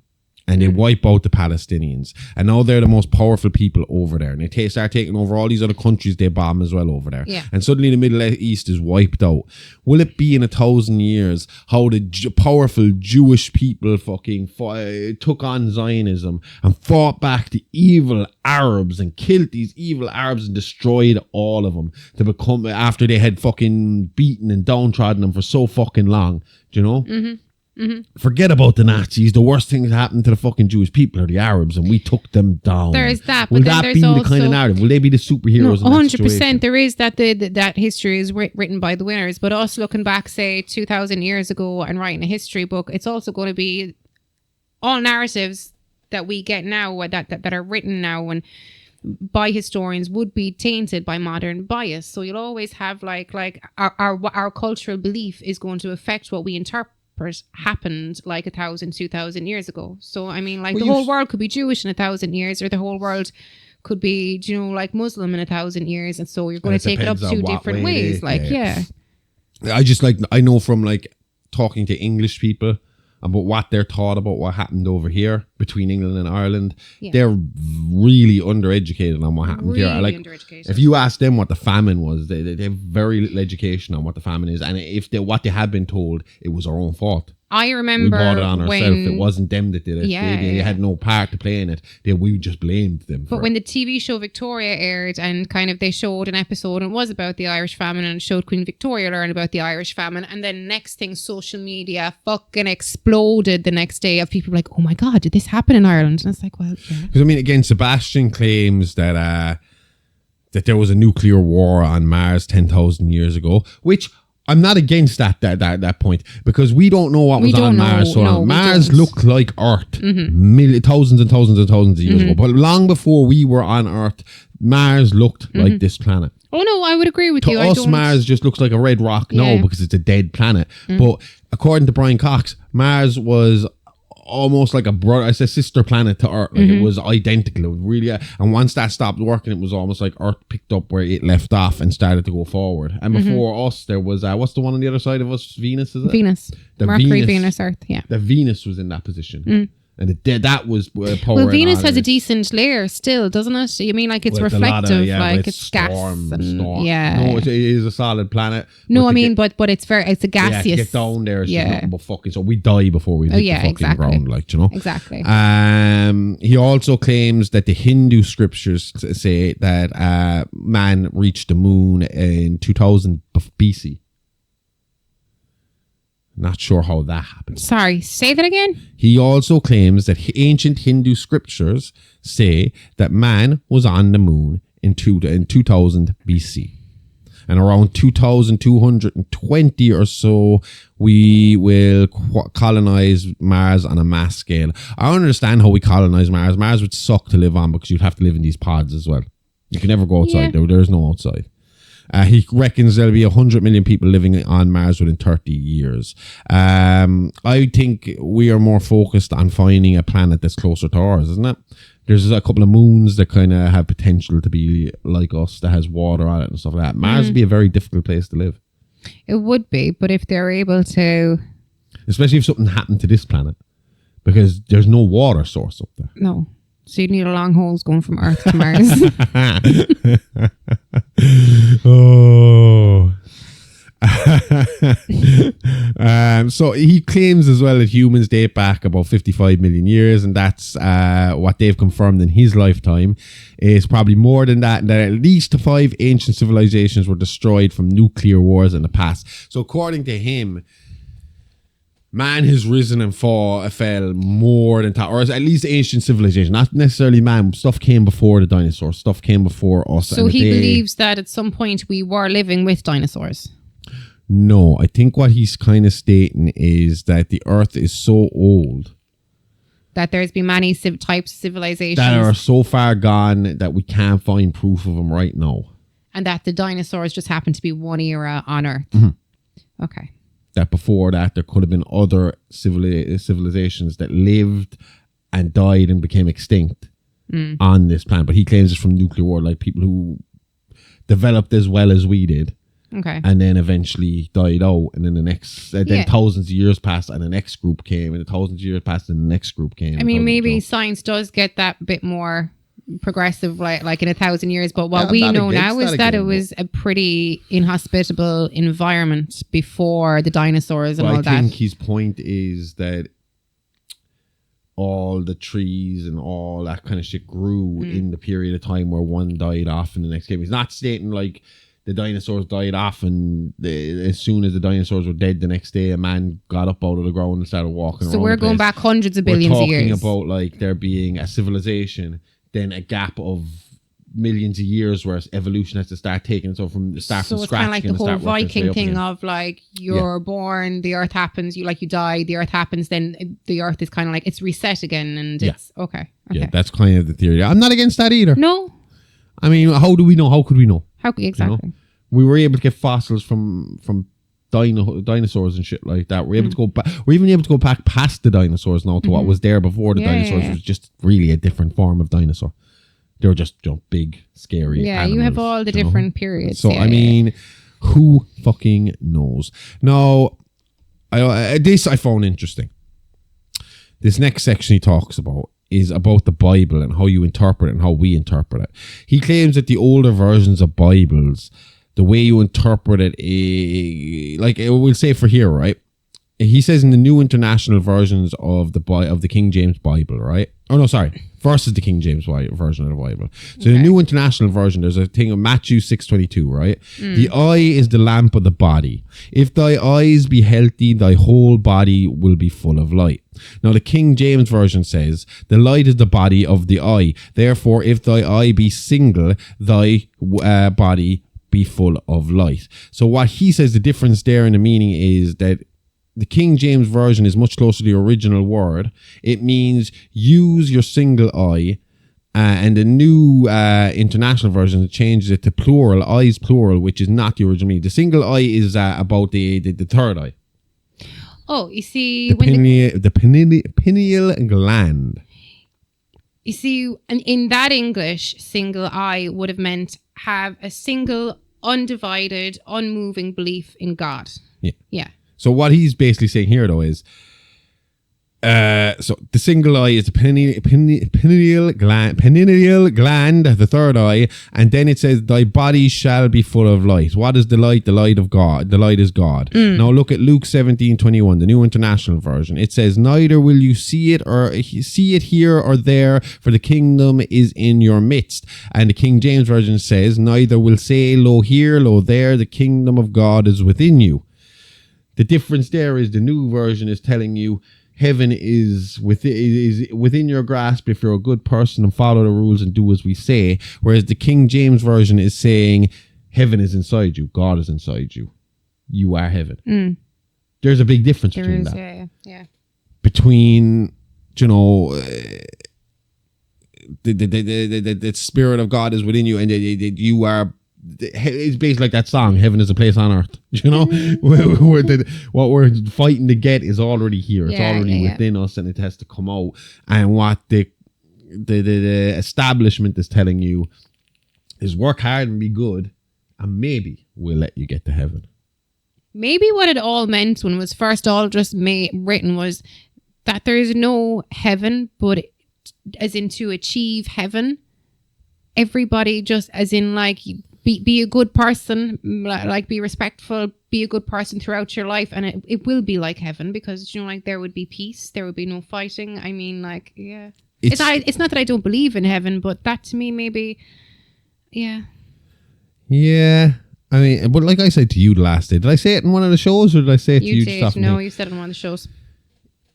If the Christians are right, if the likes of Charlie Kirk are right about what heaven is like, then it won't be my heaven.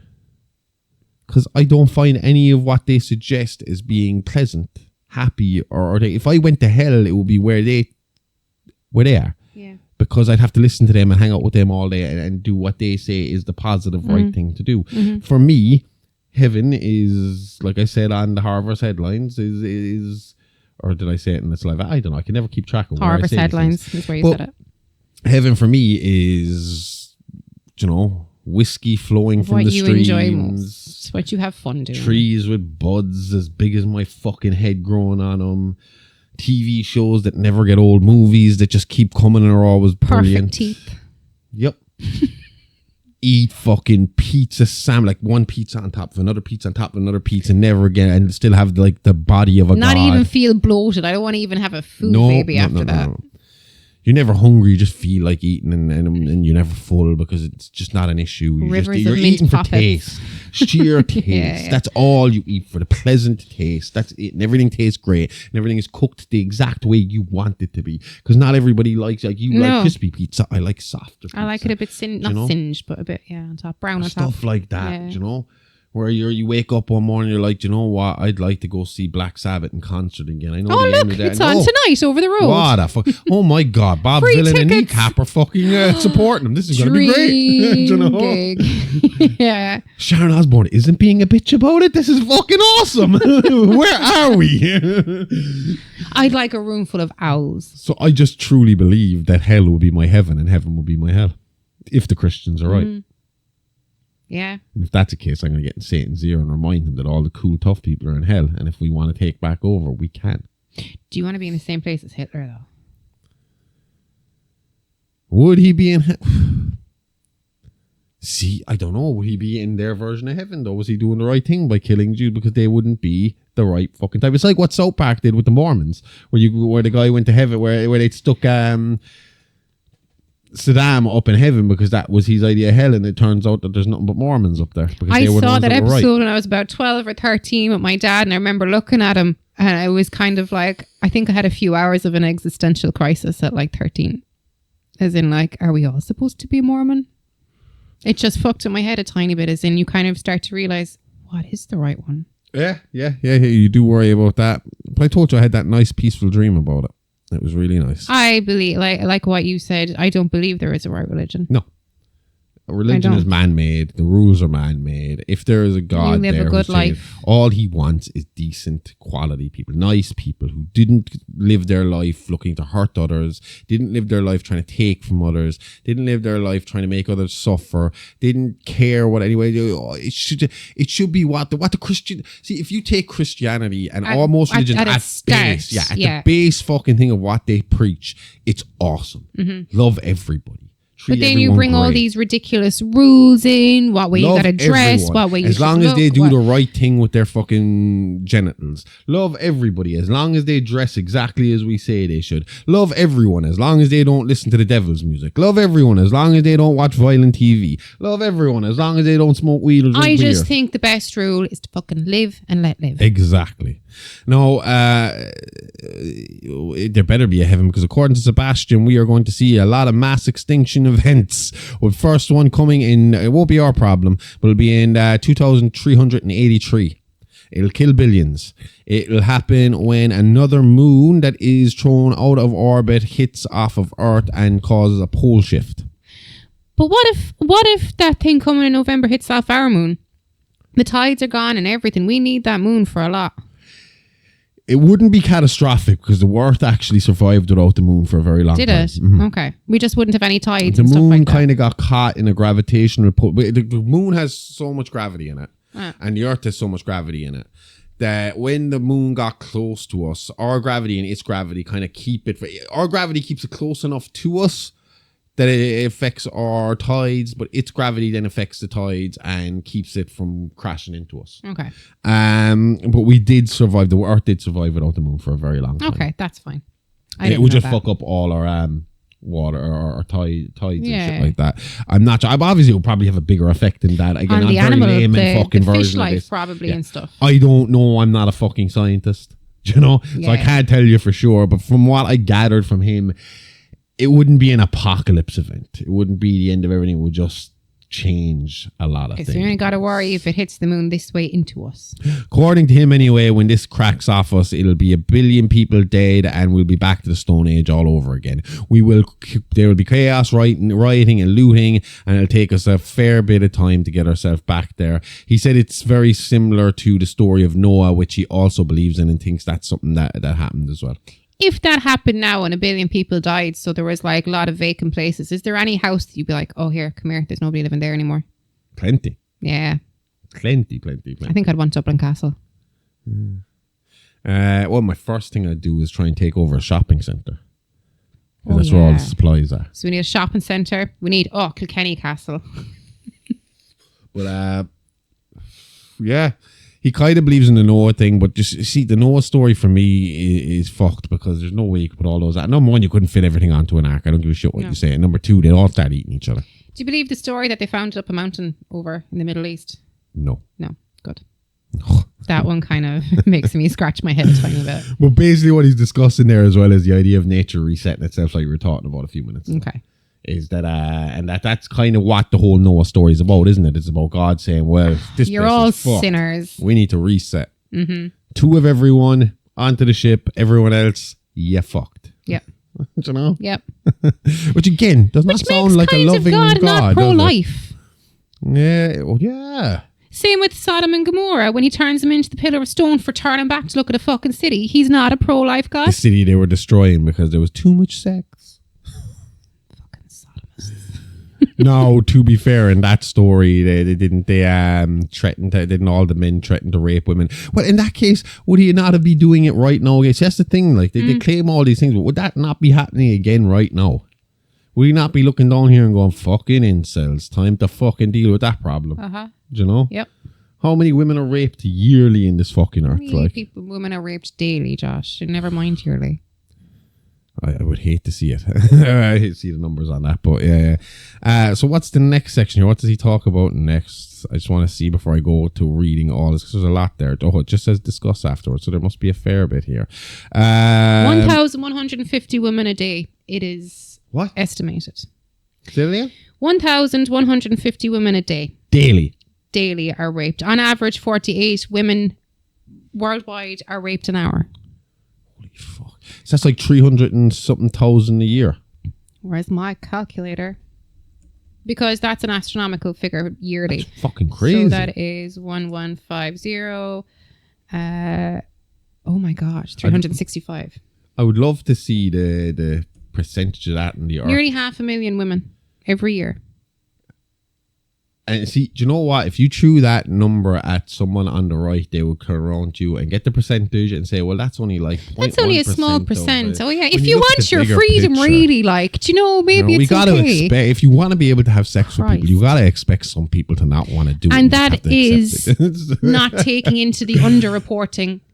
As in, so that's the reported rapes, and you know yourself, a lot of it's massively underreported. Now, we're kind of getting close to the end.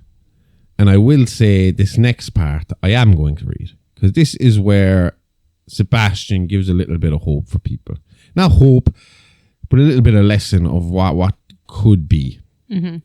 And he says, do not judge yourself. Do not say this is good or this is bad. It just simply is. In order for the divine to work in you, you must be complete. Completion is the acceptance of all things in conjunction with the unity of the heart and the mind. If you start with your cup half full, you can only fill the cup halfway from more with further intention. New intention mixed with old will become convoluted and will never be the correct recipe. You must empty your cup entirely to shift perception. You have to operate from the end state. It's proven that the brainwave can turn into a particle. If you think about that for a minute and you can fully grasp it, you'll realize that anything is possible. The universe is mental, sustained in the mind of all. The all is one and there is nothing outside of it. Quantum physics is the fundamental aspect of our universe. There is a difference between the impact of the mind on reality and the reality of the observer, meaning there is not just one single reality, but many realities. The word perceived is differentiated by the viewer. The viewer constructs the reality.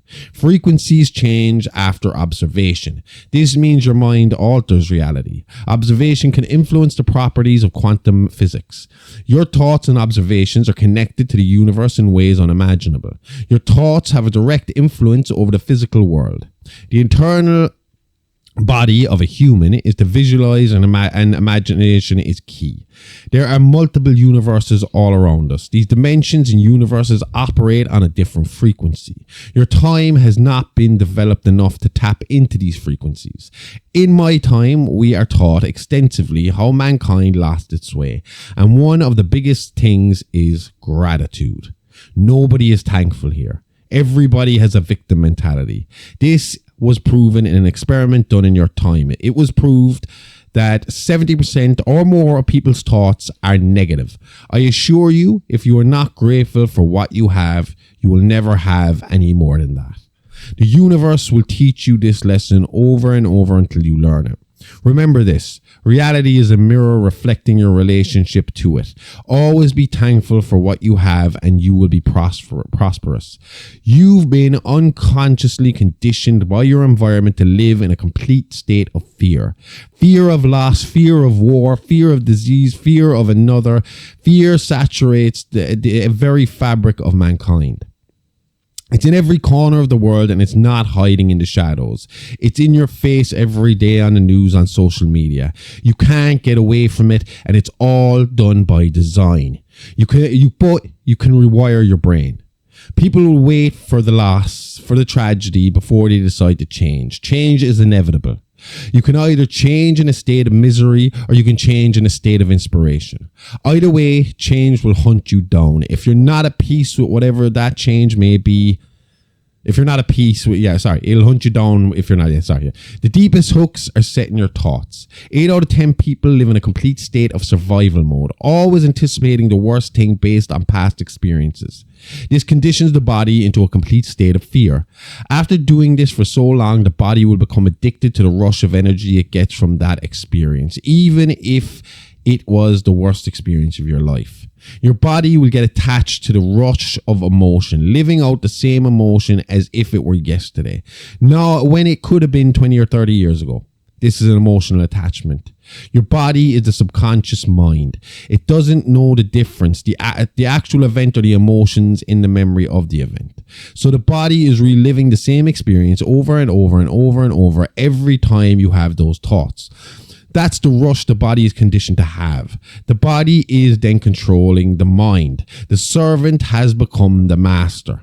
In turn, if you have a vision of the good things you want, the brain doesn't know the difference between having them and just the thought of having them. So you see, you can rewire your brain, but you have to start from a place of complete peace. You have to start with an empty cup. At a subatomic level, matter is not solid. It is in a constant state of vibration. Everything in the universe, from the chair you're sitting on to the thoughts in your head, operate on a specific frequency. These frequencies are not random. Higher frequencies are connected to higher spiritual awareness. Lower vibrations have the opposite effect. Having understanding of this can have a direct influence on your clarity and the decision you make in your life. I'm telling you this because all of this information gets lost, and it's one of the greatest secrets of the all-knowing.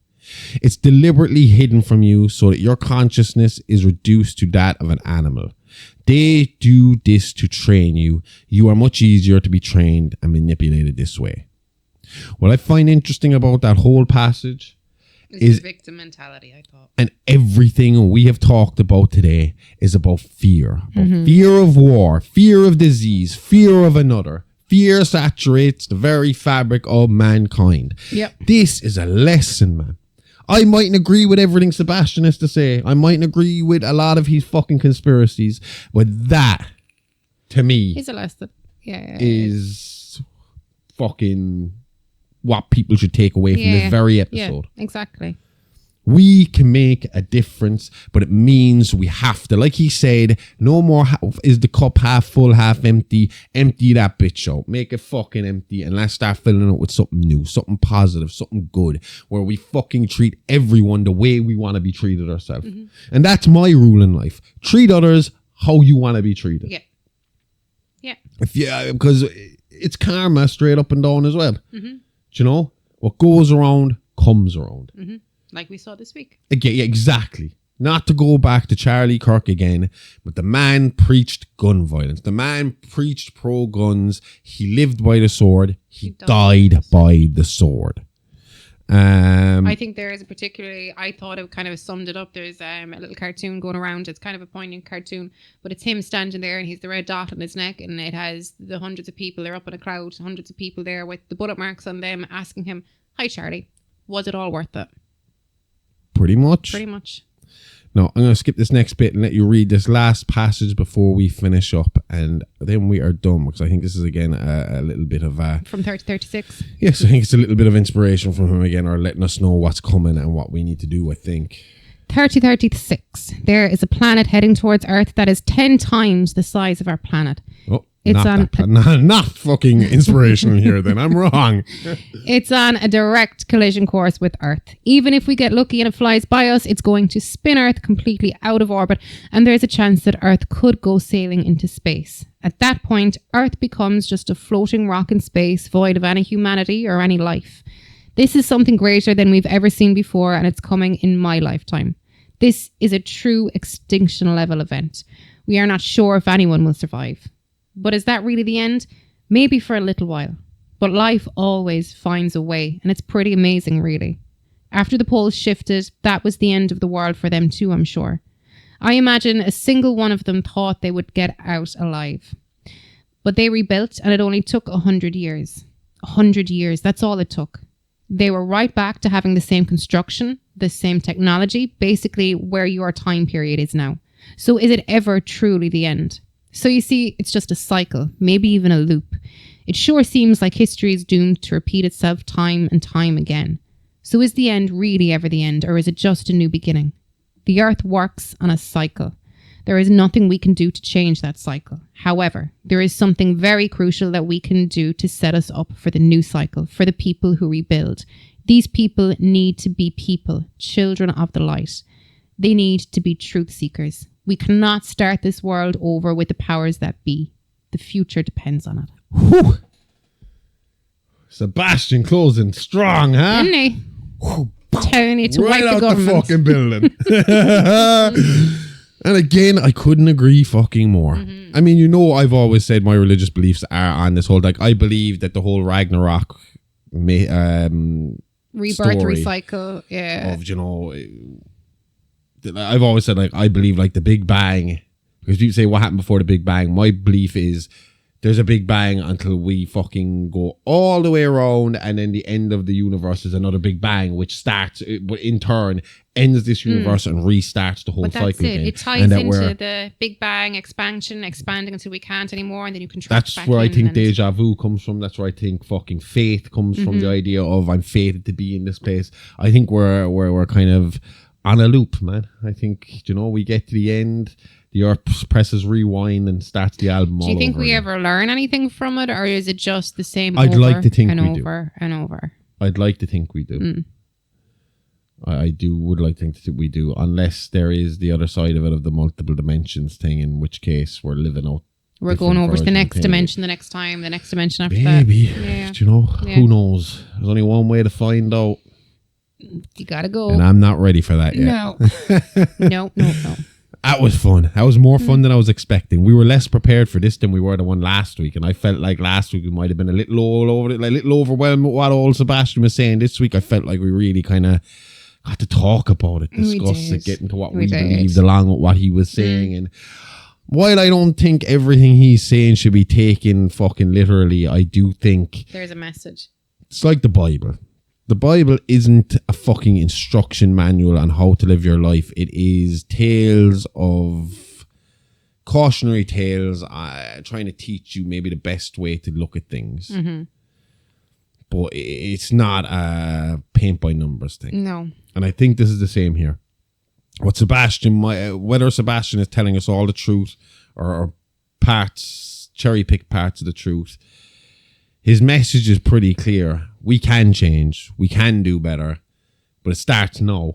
And we got to take a long, hard look at ourselves in the mirror and think, shit. Because I said again to you last night, I was like, when does this get better? How do we make it better? Prices of everything keep going up. Life keeps getting harder, and the people in charge keep getting crazier. People keep hating each other way too much. I think all we really need to do is start looking at better ways to treat each other. And like we said a few minutes ago, treat people how you want to be treated. And I think that'll go a long way towards helping us fix the problems we have here right now. Yes.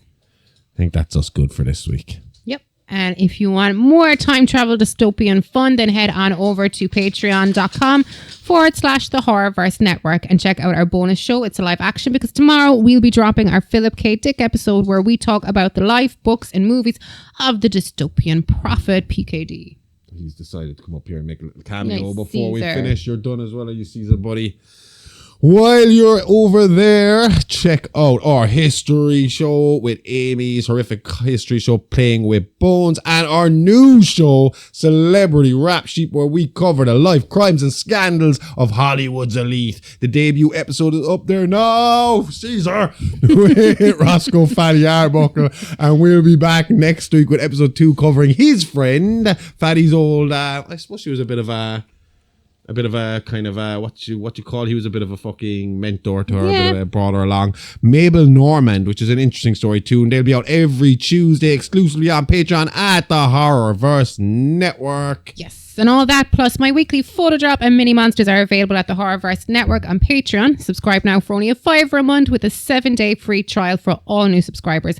And come join me this Monday on Twitch at AmyRose9, where I'll be playing Assassin's Creed Origins from 10 p.m. to 12 a.m. Irish time. So that's 4 p.m. to 6 p.m. EST in the States. So I'm definitely doing that every Monday, but I'll pop on even every now and again when I've got some time, I think. Cool. We'll be back next week with more tales from the Horrorverse. See you then. Same Alive Lifetime, same Horrorverse channel.